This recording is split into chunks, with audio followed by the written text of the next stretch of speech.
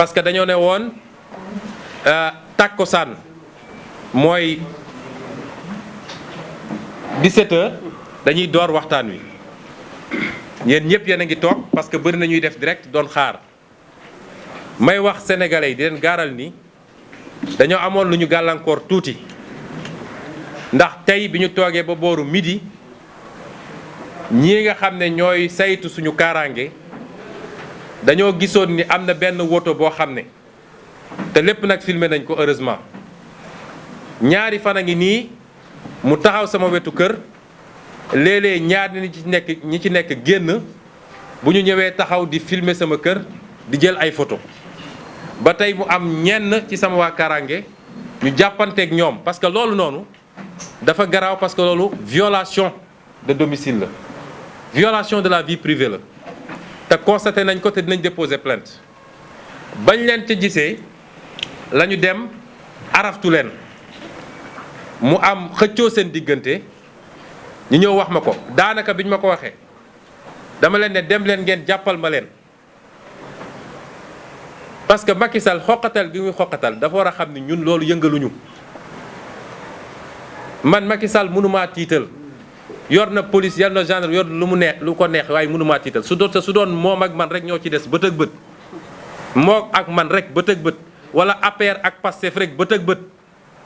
léegi ñu gis ñuy ñokkali kon ñu jënk la réew jox la ay jumtuwaay yoo xam ne ñépp a ci yem nga koy utiliser yow pour di topp ay adversaire politique loolu tardement la wala deltu gannaaw la ci Sénégal te loolu Macky Sall la ko def bi xëccoo bi amee ñu am lu ñu bàyyi ñoom sax ca bañuy daw waaye bi ñu ubbee gannaaw oto bi nañu xam ne ñun Sénégal ñun ñëpp kenn nekkatul en sécurité ndax ñoom yor nañu ay jumtukaay yoo xam ne dañ koy ñëw taxawal fii boo duggee sa biir wanag di def sa soxla sax ñoo ngi dégg li ngay def loolu nag lu baax la cim réew waaye waroon nañ ko yóbbu nu ñuy def ba terroristes yi du ñu dugg Sénégal nu ñuy def ba samba boy yi du ñu dogaale nit ñi di foqati seen alal waaye jël un adversaire politique dem teg loolu di déglu lépp lu nekk ci biir këram di photo di filmer loolu mooy Macky Sall bi xëccoo bi amee nag ñoom ñu daw ba ñuy daw am na yu ñu fa bàyyi duma ci dugg loolu nag la police ne tey tembe il faut ñu delloo leen ko wala ñu am lu ñu jëflanteeg ñun identifié nañu ñeent ci sama waa sécurité ba defe naa Jibi Gueye Ndiaye mi ci la bokk sama protocole ne ñoom la ñu fas yéene jàpp parce que ñooñu ñoo jël loolu lu garaaw la ci réew mi te dinañu déposer plainte waaye dinañu saisir les organisations de défense des droits de l'homme ndax it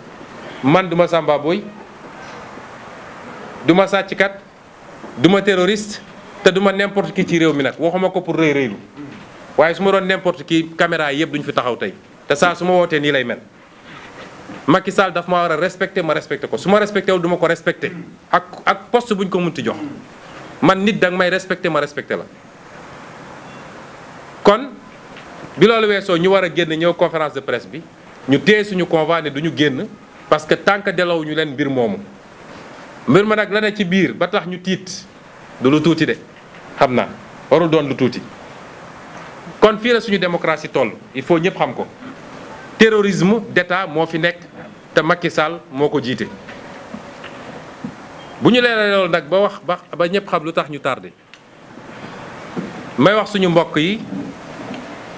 ni réew mi presque fukki fan ak juróom a ngi nii ci tey ab wax lëmbe réew mi yéen ñëpp xam ngeen wax ji jarul may dugg ci détails yi muy loo xam ne nag lu war a tiis la ci ñun ñëpp ndax jamono joo xam ne àdduna bi yëpp a ngi am njàqare ci lii nga xam ne mooy li dal àdduna ba tey kenn mënatul tukki kenn mënatul liggéey normalement kenn sañatul génn guddi loolu mu waroon doon lu ñëpp tal tey Sénégalais yi boole kook yeneen ak yeneen yoo xam ne Sénégalais yi jaax na nañ ci Sénégalais yi lekkatuñu ba suur Sénégalais yi amuñu liggéey Sénégalais yi fajuwuñu ñu waroon tal leneen moom Macky Sall ñu teg ko ci bopp réew pour mu saafara loolu amul lu muy tal moom lu dul di def ay complot ci naka laay def ba fexeel sama adversaire politique loolu gàcce la tey àdduna yépp a ngi ñu tiim di reetaan Afrique yëpp a nguy tiim di jee reetaan te dara waralu ko lu dul Macky Sall mi ñu dénk réew mi. lii nag ñun ñëpp daf ñoo war a delloo ci ñu xoolaat suñu bopp mbokki Sénégal yàgg naa ko wax réew du caaxaan a koy defar réew mu la raw rek daf laa ëpp parlu gën laa gëm boppam gën laa gëm réewam waaye gën laa mën a sàmmanteeg ay charte yoo xam ne waa réew mi ko teg ñëpp yem ci. yooyu nag amoon nañ fi ay occasion yu bëree bëri pour li dañ fi parce que lu toll ni état amul lu muy def lu dul naka laay def pour dajale ay mbir di compléter pour faagaagal ab nit.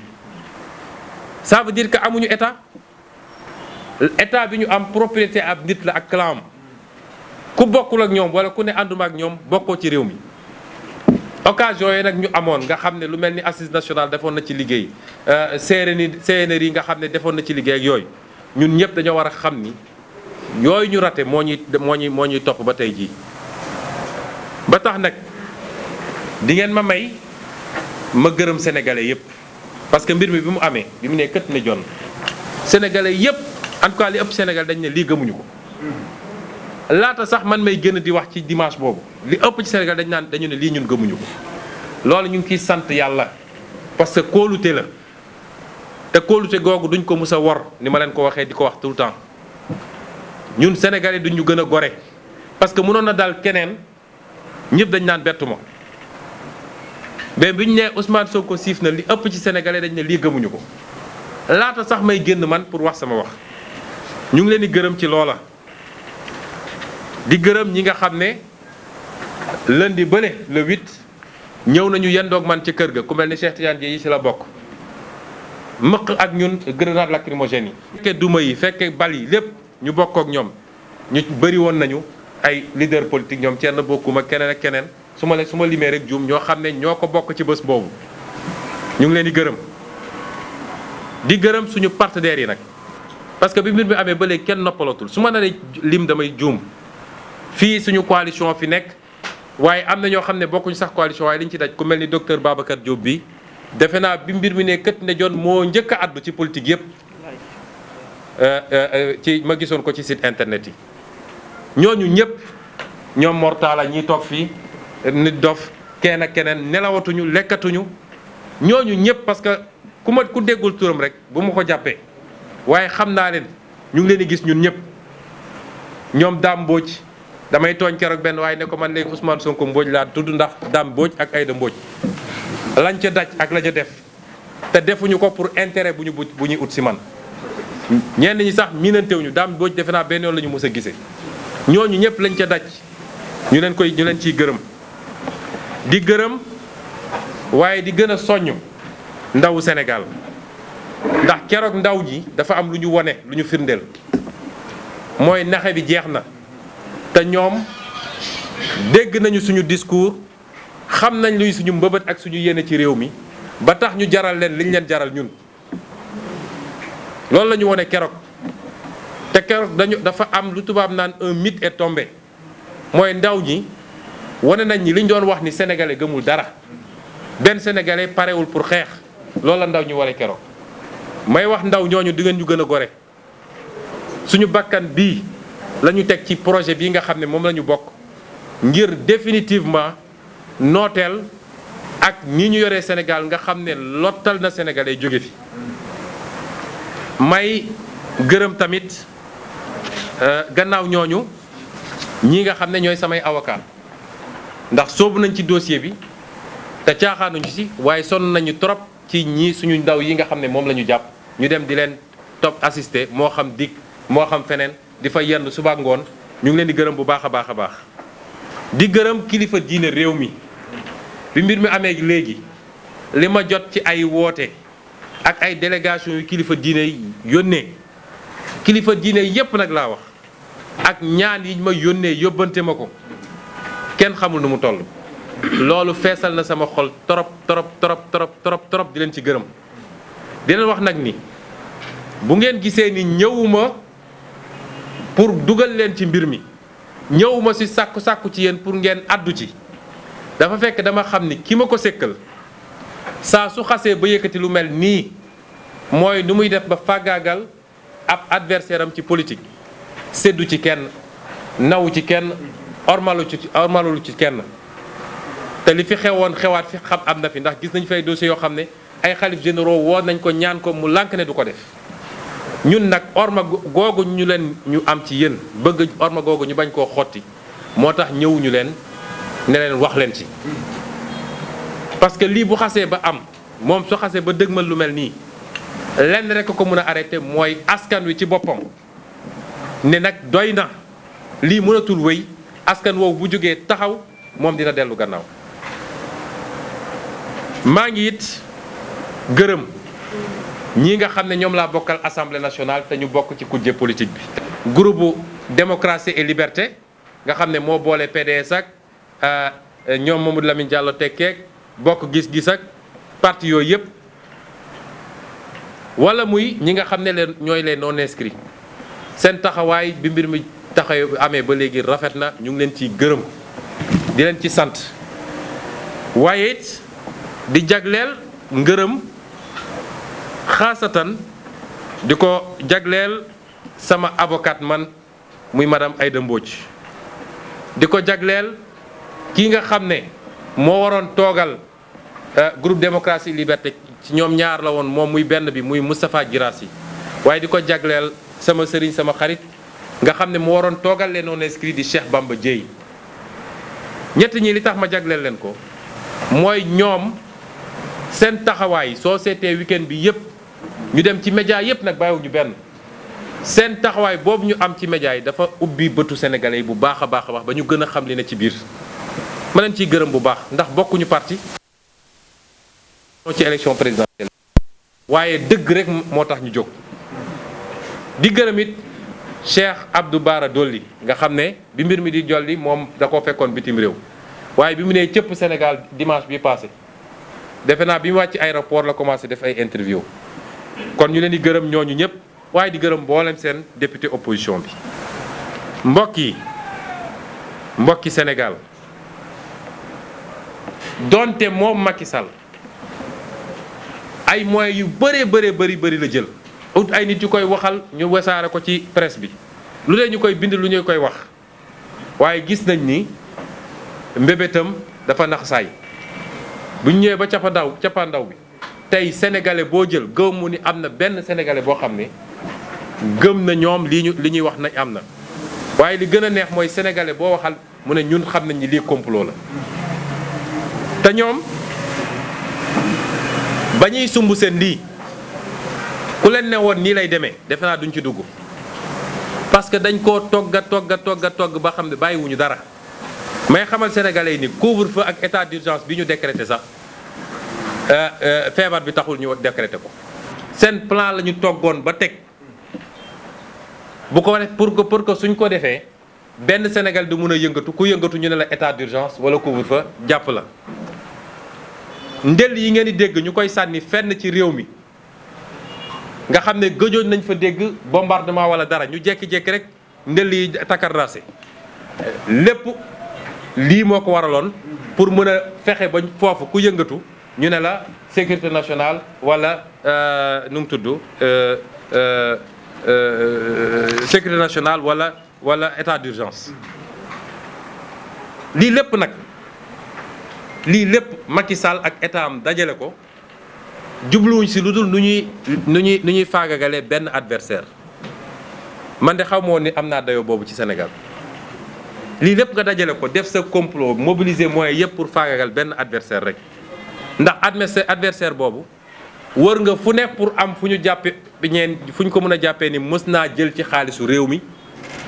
ba may nekk ci biir di liggéey mës naa jël dërëm gu mu moomul ci xaalisu réew mi wala mës naa jël ay terrain yu moomul wala mës naa fu ne nga wër ko amoo ko nga ne kon naa génn ci loolu dem ut ci vie privée fu ma koy jaare pour faagagal ko lii dafa ñaaw ci Sénégal dafa ñaaw ci Afrique ndax waroon dépasser lii may wax nag Macky Sall moom ci boppam ak ñi mu àndal ne ko léegi de seeni pexe xam nañ ko te fi ngeen ñu woo mën nañ leen fi fekk te jël nañu suñuy matuwaay bu dee lii rek moo des ci pexe nañu xam ni dinañ leen ci fekk te jël nañ suñu matuwaay du ma sori nag ndax wax bu yegg boroom xel moomu ko. kon mbokk yi duma sori ci démontrer lan mooy complot bi Sénégal yëpp xam nañ ko ndax boo defee li nga def ba pare dem woo gendarmerie jox ko ne defal enquête gendarmerie def enquête génne ci lii may wax nii PV gendarmerie loolu rek moo ci nekk. bu njëkk gendarmerie dafa ne lii ñu wax siif mënul am fii li ko firndeel mooy ñetti seede yi fa seede yëpp nee nañu lii mënu fee am. mënu fee am dégguñu ko gisuñu ko waa seede lu muy jëriñ ñu xoqatal seede yi ba tey ji ñu ngi leen di xoqatal ñooñu ne leen du ngeen ñu wax loolu ñu warut a wax. du gendarmerie moo leen xoqatal de waaye procureur mi doon woote di joxe ay ordre parce que gendarmerie day appliquer ordre yi procureur ci boppam moo leen doon xoqatal rek pour ñu changer seen version ñu ne defuñu ko gon nga andi ay seede yi ne lii amu fi loolu rek doyat na nga yenu ndaw si yóbbu hôpital ñu génne PV médical ne la lii amu fi kooku jeexoon na ci wax nga ne loolu doyul faw rek ma continuer parce que kii su ma rëccee ci bii fiir naa ko su rëccee ci fiir bi dootuma ko mës a fiir ci àdduna moo tax sénégalais nañu xam ni Macky du dellu gannaaw seen programme yëpp dinaa leen ko wax fi mu toll nii. PV boobu lan moo ci nekkati mooy gannaaw bu mu nee lii amul dafa jël ngàcce gàllaama gendarmerie dafa jël jotam di wone kii nga xam ne moo ne dañ koo siif li mu wax yépp te bu ñu demee vérifier ko amul. moto ma jël si ñu xool oto ko jël si envoyé na ma SMS ñu xool SMS amul ana SMS effacé naa ñu def réquisition ab benn arabe moo envoyé SMS. sama baay porté na plainte Ousmane Sonko ñu vérifier plainte musul am suñ ko doon génnee war naa feesal ab page wala ñaari page loolu wane ni kooku amul crédibilité bu ñu ko war a mën a dégloo parce que su benn fen rek amoon décrédibiliser ko waxuma laa nag lu ëpp 30 fen ci benn wax. waaye li gën a neex ci mbir mooy PV gendarmerie bi yemul foofu mbokk yi PV gendarmerie bi dafa dem ba wane ni lii ab complot la ndax bi ñu demee ba ne ndaw si ku la jël si bi mu demee ba xam ni sës na mu ne xaw ma naka Ahmed Mbaye ñu woo kooku ne ko yow noo def ba jël si ko mu ne damaa woo sama benn xaritu avocat bi woo médecin ñu ñëw jël si ma dem jëli ko ñu ne ko yow ndax da ngay def politique mu ne dee def ma politique waaye sama nijaay wala sama baay day def politique benn bokk yaakaar la bokk waaye xale yi gaaw nañu génne photo yi yor t-shirt bu APR benn bokk yaakaar nekk ci meeting loolu su dul def politique lan mooy politique ci Sénégal gis nga am réew bu normal boo jëlee koo xam ne dem nañ ba jàpp ni c'est l'un des principaux opposants ci ñu gën a jàmmaloo ak nguur gi la ñu naan dañ koy tuumala dañ koy utal dara ci biir enquête bi ñu génne ci turu parti Macky Sall rek loolu dafa waroon jeexal mbir mi waaye sax dafa waroon ubbi beneen dossier mooy dossier complot bi contre ñoom. ci dossier bi ngeen dégg Watergate nga xam ne président Richard Nixon ci boobu lañ ko wàccee kon di lépp su dajee ci dossier complot bi leneen firndeel ko ndax yéen ñëpp dégg ngeen ab message boo xam ne ab avocat buñ ci tudd dama wax leen ni looloo ngi waaj a tas baro bi fi mu toll nii sànq rek réunion am na yoo xam ne ci yooyu la avocat buñ ci tudd ne moom moo bind na bindul man xaw ma te ñëpp xam ni avocat boobu dafa jege torop kii di ministre de l'intérieur tey nga xam ne moo nekk ci complot bi ba ci baat bi loolu rek a taxoon sax ñu fal ko foofu mu nekk noonu ndax ñëpp xam nañ ni moom mooy l'homme des sales missions CREI pour liquider Karim sale mission agence judiciaire de l'État pour liquider Khalifa ñu ne ko léegi demal ministère de l'intérieur pour liquider Sonko ku ma xam la nag ndax xombal la dëkk sama yaay di waa xombal ñu bokk benn quartier Andine et c'est déplorable que mbirum àdduna poñetu àdduna mën a yóbbee nit fii kon suñu nee kooku jege na ko noonu ba ñu ñaan soxnaam la ak du soxnaam moom mu mun a jël daal di bind daal di transférer ab message transférer ko kenn ci samay avocat te li andi transfert bi mooy bi ñu tuddee turam rek dafa woo sama avocat ne ko am naa problème waruñu woon tudd sama tur ci lii rawatina sama vie privée nangam nangam bi mu raccroché léeg-léeg xam nga dernier numéro bi nga woo booy gaawtu mun nga juum yónnee ko kooka moo tax message bi egsi foofa seeni pexe dañoo xamul luy yàlla Macky Sall defe naa dafa gëmul yàlla moom ci boppam waaye message boobu ma faram fàcce ko ci wolof lam ci bind mooy ci mbir mii ci coow lii am dinaa ci joxe benn conseil la ñu bind ci message bi mu transféré moom bu dee moom bindu koy jot na ko parce que dafa bokk ci cercle bi doon ko transféré keneen ku bokk ci cercle bi parce que ku bokkul ci cercle bi duñu la envoyé message bi ku bokkul ci cercle comploteur bi doo jot message bi waaye lim ci wax dafa ne maa ngi leen di jox benn tegtal ci dossier bii nga xam ne dossier DSK la may wax suñu mbokk yi ni DSK mooy Dominique Strauss-Kahn nekkoon benn kilifa France boo xam ne dafa waroon nekk candidat ci élection présidentielle far mu am lu ko dab ba ñu jiiñ ko ni dafa siif benn nit fële New York coow mujj ci am ba mënatul na nekk candidat kon ñoom lii lépp nag buñ ci tuddee DSK rek moo liñ ciy jublu mooy nu ñuy def ba Ousmane Sonko du nekk candidat loolu rek la mu ne donc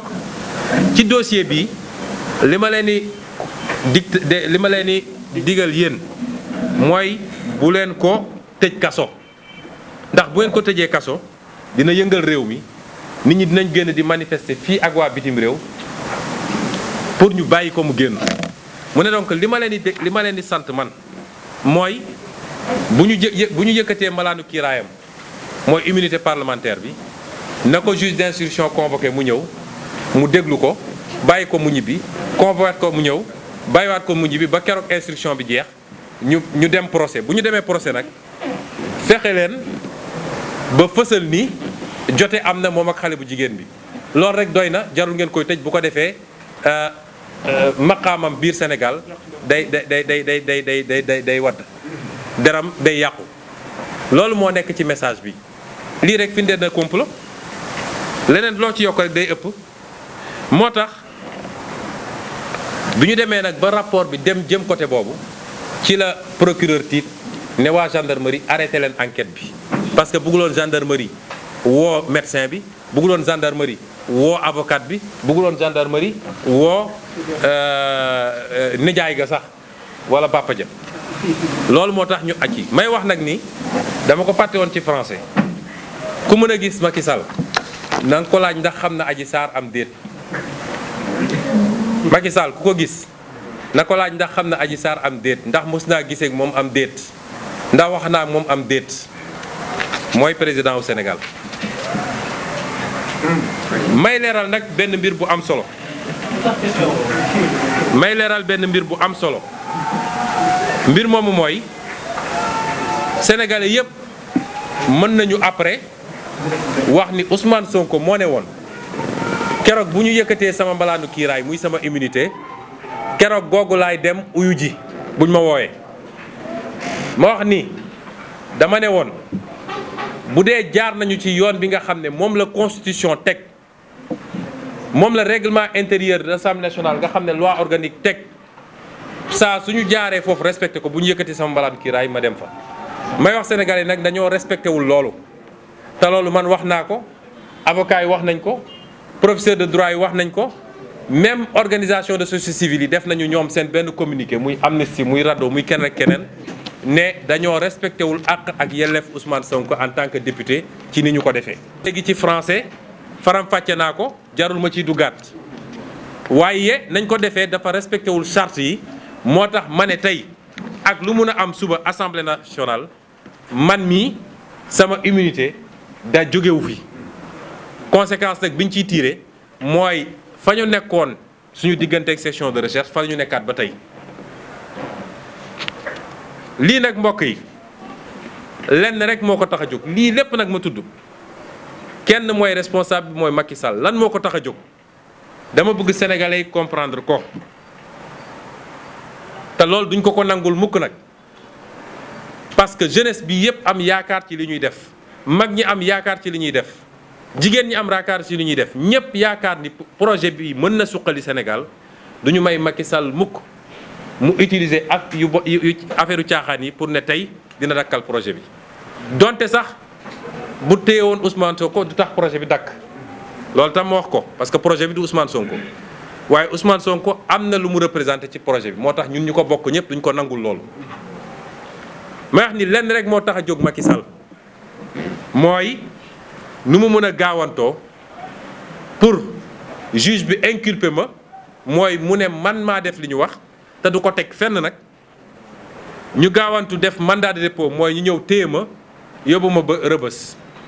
loolu buñ ko xasee ba am dañuy ubbi instruction mooy juge bi day jël temps pour seet ndax lii am na walla amul di dajale pièces yi. comme nag ci domaine bii dañu ne ci wàllu wii su dee dañu wax siif juge bi mun na jël temps bu ko neex su ko neexee mu jël 10 ans pour def instruction. loolu bu ñu ko xasee ba am ma répété ko seen mbëbët yëpp mooy ci lu gaaw fii ak fan yi di ñëw wala fii ak heure yi di ñëw lu ñuy def ba ne coppet jàpp Ousmane Sonko yóbbu rëbës. loolu bu ñu ko xasee ba def fa lañ lay bàyyi 3 ans 5 ans 10 ans fexe ba génne la ci fichier électoral bi ni ñu defoon Khalifa def ko Karim bu ko defee Macky Sall nag ne mun naa am lu ma neex mun naa déroulé lu ma neexee et cetera et cetera. loolu laa wax ni ñun duñ ko nangul loolu rek moo andi lii lépp ngeen gis moo tax ma ne man mi Ousmane Sonko li ma waxoon ci sama génn bu njëkk bi mooy Macky Sall xamul droit Macky Sall xamul yoon Macky Sall bu xasee ba yëkkati projet ne tey ma faagaagal Yacine Fall fii rek askan wi taxawul ne ko lii d'accorduñ si Macky Sall kenn mënu koo tere mu def ko. moo tax ma ne man dinaa taxaw jàmmarloo ak moom dinaa taxaw résister parce que loolu constitution moo ma ko may seen menaces yëpp ñuy wax appel à insurrection xaw ma lan man maa ne man Ousmane Sonko ci sama bopp dinaa taxaw résister ci lii ñu bëgg a def ak nu ma ko mënee waaye dinaa ko résister. mën nañ ma ëpp doole parce que ñoo yor nguur waaye du yomb ci moom de résistance boobu niñ koy defee ni ma koy defee man kenn ku ne ci sénégalais bàyyi naa la yow nga natt sa bopp mais man ni ma koy defee mooy benn la ñu war a def suba tekkiwul sama mbalaanu kiiraay ma wax ko ñépp mu leer sama immunité laa yor encore. ñaareel bi mooy kii ñuy wax Mamadou Seck nga xam ne am na fu ko gaa yi téye ba moomul boppam même suñu dellu siwaatoon toppaat yoon ba mu jaar ni mu war a jaare ñu lever sama immunité nee naa moom mënul nekk juge d'instruction bi parce que li mu jot a def wane na ni mandute amul ci moom juge bu amul mandute nag matul juge. ma wax ni ñoo ngi bàyyi bët ak xel ki ñuy wax Samba Sall ñu koy wax doyen des juges ndax dossier bu ñu mus a monté fii contre opposant moo xam membre société civile la wala membre mouvement citoyen wala activiste wala acteur politique ñett ñii ñoo koy monté ñoom ñooy taalibe Macky Sall ci palais de justice bi mooy Serigne Bassirou Gueye procureur mooy Samba Sall doyen des juges mooy Mamadou Seck ñooñu nee naa duñu d'accord ñooñu jël ko te samay avocat bind nañ ba pare déposé ko foofu ne récusé nañu parce que loolu yoon a ko moom yoon a ko maye mooy soo gisee ku la doyul mun nga ne kii bugguma mu àtte ma comme nag 10 cabinet la soo récusé ñaar am na 8 cabinet yu des may wax nag ni Macky Sall dafa aadawoo saa su jógee pour faagaagal ab adversaire politique dafay làqatu ci gannaaw ay nit ndax moom ci boppam ñemewul góor da ngay ñeme li ngay def mais buqat la boo xam ne day làqatu ci gannaaw ay nit boo waxee ñu ne la justice bu ko kilifa woowee mu ne ko mbirum justice la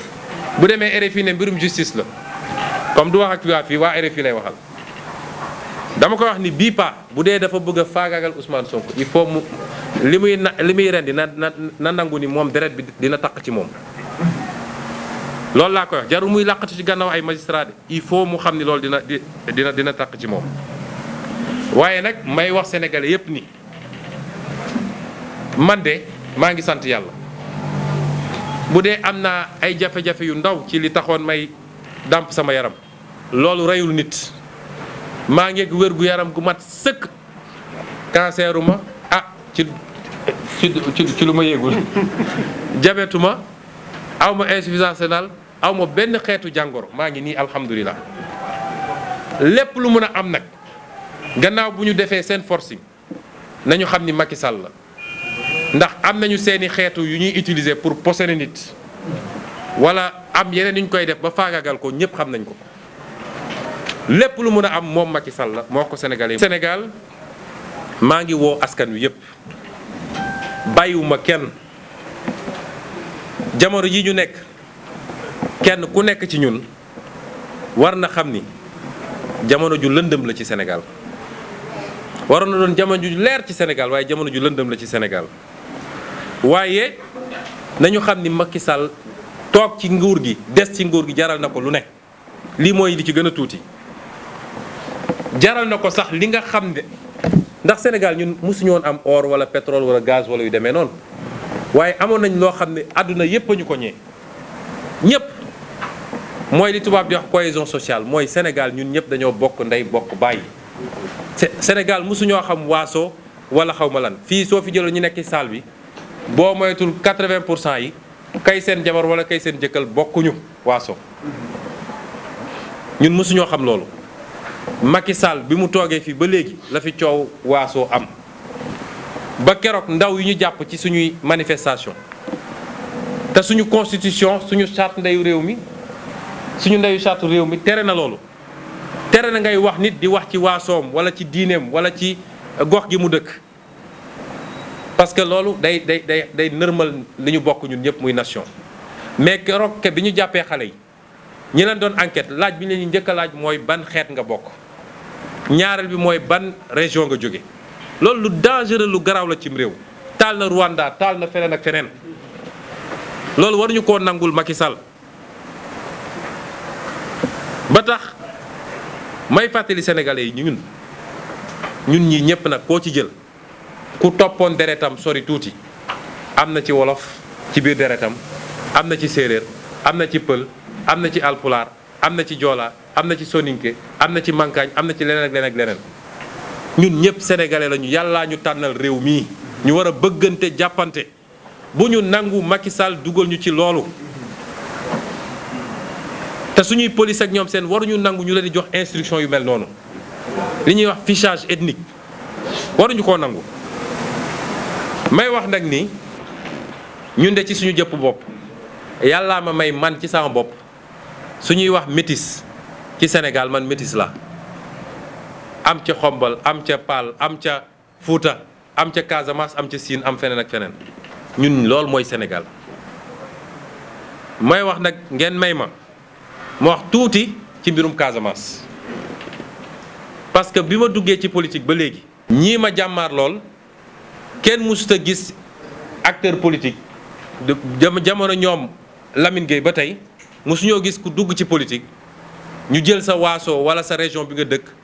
def ko argument politique di wër nit ñi naan ñii nii la ñu mel ñii nii la ñu mel damay wax ni Casamance dafa xew ñun ñëpp la naqari ñeent fukki at a ngi nii jàmm amul guerre bàyyiwul ñun ñëpp la naqari te ñi ci gën a perte nag mooy waa Casamance ñoo ci njëkk a perte parce que mënuñu liggéey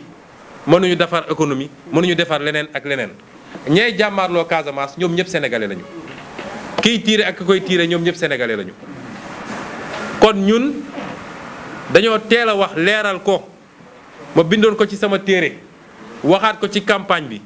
ni ñun dañu dul d'accord benn yoon mu am benn pàccloo bu ñuy defaat fii ci biir Sénégal ndax suñu réew yi nga xam ne tubaab bi muy dem bañ ñu am doole moo tax mu jël suñuy réew dagg ko ba ñu doon ay réew yu ndaw kenn amu ci doole pour mën a dem réew yooyu lan lañ ciy daggaat keroog Soudan bi nga xam ne xeex nañu ba am indépendance fan la mujj ñoom ñi ngi xeex seen biir kon li ñu war a def mooy waxuma sax daggaat ay réew waaye nu ñuy def mooy suñu réew yi nu ñuy def ba dajale leen par exemple ci cadre CEDEAO ñu am benn fédération bu mag boo xam ne dina am presque 380 millions d'habitants def 6 millions de kilomètres carrés noonu nga mun a construire une puissance waaye c'est pas 196 kilomètres carrés et 16 millions d'habitants ñun dépassé nañu waxu ay région ak ay ñu ngi wax Afrique ñoom seen gis-gis bu gàtt ñoom kon wax jooju di wax ju rafetul ju ñaaw nga xam ne boole woon nañ ko ak yeneen wax yoo xam ne sax gis ni lii amul waaye su ñu demee ba lii am ñu ay xale dinañ laaj ban xeet nga bokk loolu dañ koy dénoncer te wax ko sénégalais ba ñu dégg ko kon sénégalais yëpp laay waxal Macky Sall dafa nekk ci ab yoonam mooy ñenn ci ñun jàpp nañ ni 3e mandat moo ko tax a jóg déedéet Macky Sall mandat à vie c'est-à-dire toog fi doon buur nekk fi ba mënatul ba xobidaas jox doomam wala jox keneen ku mu wóolu loolu ko tax a jóg loolu suñu démocratie mënu ko nangu ñun ñëpp ñoo war a taxaw parce que fii ñu toll ñi Sénégal ay nit dañ cee sonn xeex ci boobu ñun juddooguñu ñeneen di ci xeex ba ñu am niveau démocratie bi ñu am est-ce que war nañoo nangu seetaan tey Macky Sall ñëw faagagal loolu yëpp loolu mooy enjeu bi du Ousmane Sonko ku yaakaar ni Ousmane Sonko mooy enjeu bi da ngay nax sa bopp enjeu bi mooy Macky Sall bu jàllee ci bii pa Sénégal yëpp dina leen fi duma bëccëg ci mbir kam ku neeti d'accord maak moom xamal ni yaa ngi kaso moo tax ma woo Sénégalais yëpp woo naa jigéen ñi bu leen nangu da ngeen xeex ba sonn pour am loi yi ngeen am pour ni ñuy dalee ci kaw jigéen ñi ni ñu leen di jaayee doole jeex bu leen nangu ñu jël ko politiquer ko woo naa ndaw ñi nga xam ne lott nañu sonn nañu amuñu liggéey ñii ñi ngi dee ci géej gi ñii di dee ci désert bi ñuy wuti feneen lu ñu mënoon am fii seen réew may wax ndaw ñooñu ni xeex bii seen xeex la parce que lii ñuy def suñ ko réussir ba effacé ko xam leen ni amatu leen avenir fii biir Sénégal benn clan mooy toog noot Sénégalais yi ku wax mu duma la woo naa acteur politique yëpp acteur politique gu opposition bi ma wax leen ni Macky Sall lii ñun occasion la waroon doon ñu booloo manko daa di fexe ba wëlbati rapport de force bi parce que suñ ko bàyyee amul kenn koo xam ne di nga amati jàmm te amul kenn koo xam ne mus na laa xañ sa droit nga yaakaar ne dina la ko delloo jamais de la vie kon ñun dañoo war a profité ci lii booloo jàkkaarloog Macky Sall ba fii lay jógee respecté ñu may wax tamit ñi nga xam ne waa diaspora bi la di ay Sénégal yoo xam ne dañoo bàyyi seen réew bàyyi seen i mbokk dem nangu nekk ay ndoxandéem feneen ngir rek lii nga xam ne échec la ci suñu réew te ñoom seen yorin bu ñaaw moo ko andi ba ndóol nekk fi ba ñàkk a nekk fi ba chômage nekk fi ñu dem fortaatu loo xam ne dinañu mën a jàppale famille yi damay wax diaspora boobu yéen a njëkk a xam ñun li ñuy wax lu mu doon ba ñu commencé politique yéen a ñu njëkk a comprendre yéen a njëkk a ñëw bokk ci li ñuy def yéen a njëkk a ñëw dajale seen xaalis ni da ngeen ciy dugal kon xam leen ni xeex boobu ñu doon xeex dafa fekk mu am lu mu dox ak ba jege fi ñu war a jëm moo tax Macky Sall tiit moom ak ay ñoñam ba ne tey il faut ma arrêté ko du xeex waa Sénégal rek waaye seen xeex la yéen it waa diaspora di wax mouvement citoyen gàcce ngaalaama ndax yàgg ngeen ci xeex bi te mosu leen ci ut dara ndax yéen jógu leen pour nguur waaye xeex bi tey lay door bu ñu jàpp ni xeexoon nañu 23 juin ak leneen ak leneen léegi nag ñëpp nañu wàcce loxo yi déedéet xeex bi tey lay door te li ñuy xeex tey dootul ab projet de loi bu ñu d'accord waaye li ñuy xeex tey mooy fexe ba jël départ boo xam ne fa la Sénégal di baaxee ba faw di wax waa société civile bi ne leen ah yéen de yéen a fi nekk di saytu démocratie di saytu yorinu réew mi di saytu li nga xam ne mooy suñu àq ak suñu yelleef am liggéey bu bari ak bu am solo bu ngeen ci def waaye bu mbir mi amee ba léegi jàpp nañ ay ndaw métital leen jàpp nañ ay ndaw toroxal leen jàpp nañ ay ndaw joxuñu leen seen àq ak seen yelleef bi li amee ba léegi ñoom dañuy làqatu ci mbedd mi di jàpp ay nit amul convocation amul dara jàpp ay nit yóbbu leen ñoom ñëpp tey ñu yóbbu leen instruction di leen sonnal di leen faagal te ñenn ñi waroon def ay examen ñenn ñi di ay père de famille ñenn ñi di ay hauts fonctionnaires loolu ay atteinte la aux droits humains ñu ngi leen ciy interpellé kon ñooñ ñëpp bu ñu dajee may massawu nag waaye juru ñi nga xam ne jàpp nañ leen di massawu ñii nga xam ne toroxal nañ leen seeni waajur maa ngi leen di massawu xam ni mënuma ñëw kenn ku nekk ci këram waaye jàpp leen ni sama xol diis na te sama xalaat yépp mi ngi ci yéen. accompagner seeni doom ndax bàyyiwuñu leen benn yoon suñuy avocat taxaw nañu leen subaak ngoon ñoo ngi leen di jàppale ndax lépp lu ci war ci seen lekk ak seen nekkin ñoo ngi koy def waaye ñoo ngi bokk naqar bi ak yéen ñi ñu jàpp nag nga xam ne lim naa leen sànq bi may wax ci français ñoom ñépp taxawaay bi ñu ci war a def ñu ngi koy def di wax tamit ni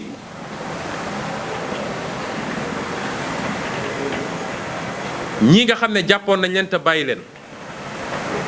nga xam ne sonal na leen ñoom it. kooku Moussa ne est-ce que xam nga ni différence gore ak ngor ma ne ko déedéet mu ne ma soo nekkee plateau bu nga dem ngor bu dee yàlla may na wér gu yaram mun nga dox dem ba ngor waaye boo buggee dem gore boo mënul fay doo fa yegg loolu la différence ngor ak gore ñoom seen dàkkantal mooy gore ak bëgg sa réew ni ñu taxawee ci dossier bi wane na ni gore nañ bëgg nañ seen réew ndax pression bu nekk nag def nañ leen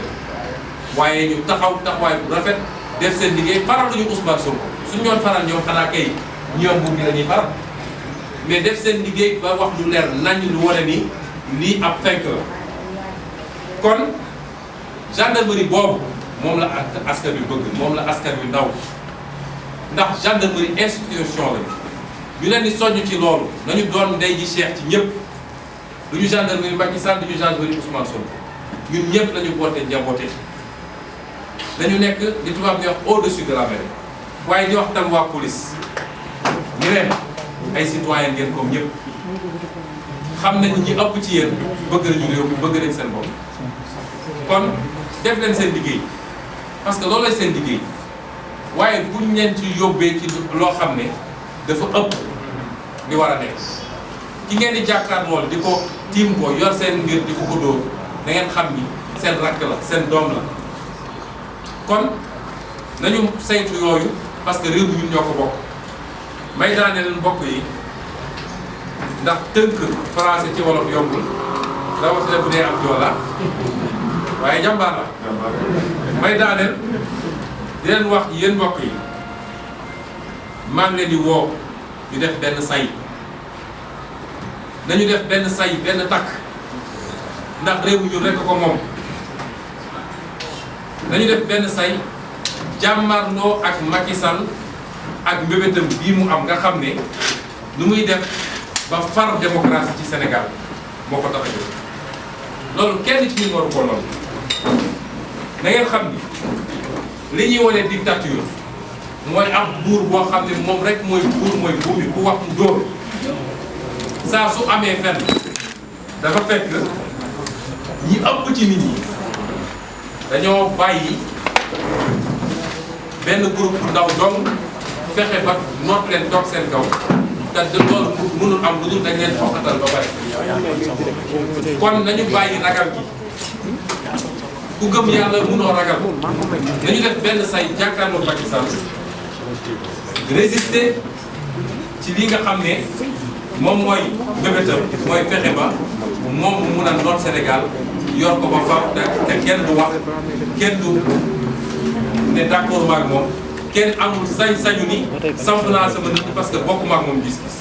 loolu moom laay tëjee di ci woo Sénégalais yi nga xam ne gëm nañu justice bëgg nañu lu baax ci réew mi di leen gërëm di leen sant asalaamaaleykum wa rahmatulah wa barakatuh balaa may daaneel nag wax naa ci sànq bi may wax ci olof damaa fàtte faram-fàcce waat gannaaw bi ma waxee sama avocat waxoon naa ci français sama ñeneen ñi nga xam ne ñoom Cheikh Bamba Dièye ñoom Djilasi liggéey bi ci def am na solo donc wax naa ñoom Aïda Mbodj ñoom El Hadj Malick Guèye Mame Diarra Fam Aïssatou Sabara Abdou Bara Doli Toussaint Manga Mari Sow sëñ Cheikh Mbacké sëñ Abdou Mbacké Bara Doli ñooñu ñëpp mënuma lim ñëpp mais ñëpp maa ngi leen di gërëm di rafetlu seen taxawaay liggéey bi nga xam ne def nañ ko te liggéey boobu permettre tax na ba Sénégal yu bëri gën a ubbi seen i gët ci li nga xam ne mooy ay pexe Macky Sall ñu leen gën a gën sant